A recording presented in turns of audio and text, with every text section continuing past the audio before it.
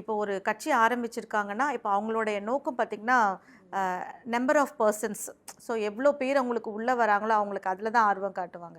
So வந்து நான் இவங்க எப்படி என்னன்றதெல்லாம் இனிமே தான் அவங்க ஒவ்வொரு இதுவுமே அவங்க ரிஜெக்ட் பண்ணுறது எல்லாமே இருக்கும். ப்ரொஃபைல் எல்லாம் ரிஜெக்ட் பண்ணுறது.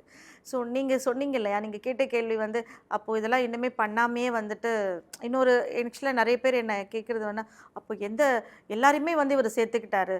ஸோ அவங்களுக்குலாம் அந்த விஷயம் தெரியுமான்னு தெரியாதான்னு கூட தெரியாது. அரசியல்னால் என்னன்னு தெரியுமான்னு தெரியுமா கிடையாது. விஜய் மட்டும்தான் தெரியுது. மற்றவங்களெல்லாம் நிறைய பேருக்கு அவங்க யார் யார் இருக்காங்கன்னு தெரியல. ஸோ எப்படி வந்து இதுவுமே நான் பொதுவாக தான் பேசுகிறேன். இதுக்குமே பதில் என்னென்னா, பொதுவாகவே நான் ஆன்சர் பண்ணுறது என்னென்னா, ஒருத்தர் ஒரு விஷயம் தெரிஞ்சு இருந்தவங்க இவ்வளோ வருஷம் எல்லாருமே இருக்கட்டும். இதுக்கு முன்னாடி இருந்தவங்களோட அதுக்கு முன்னாடி இருந்தவர்கள யாராக இருந்தாலுமே நான் கேட்குற கேள்வி தான். இவ்வளோ வருஷம் தெரிஞ்சு இருந்தவங்க மட்டும் நமக்கு வந்து எந்த விதத்துலையும் மக்களை சாட்டிஸ்ஃபைட் பண்ணிட்டாங்களான்னு கேட்டால் பண்ணலன்னு தான் ஆன்சர் வரும். ஓகேவா? இதில் ஒரு சாமானியர்களுக்காக வாய்ப்பு கொடுக்கப்பட்டிருக்கு. ஸோ சாமானியர்கள் ஏன் கற்றுக்கக்கூடாது? Why don't they learn? அவங்க ஏன் அந்த விஷயத்தில் தெரிஞ்சு தானே வந்திருக்காங்க. எல்லாருமே தெரிஞ்சவங்க வந்து எதுவும் சாதிக்கலை. ஸோ வந்தவங்க தெரிஞ்சுட்டு சாதிக்கட்டுமே, அதில் என்ன இருக்குது? அவங்க விஷயத்தை தெரிஞ்சுக்கிட்டோம்.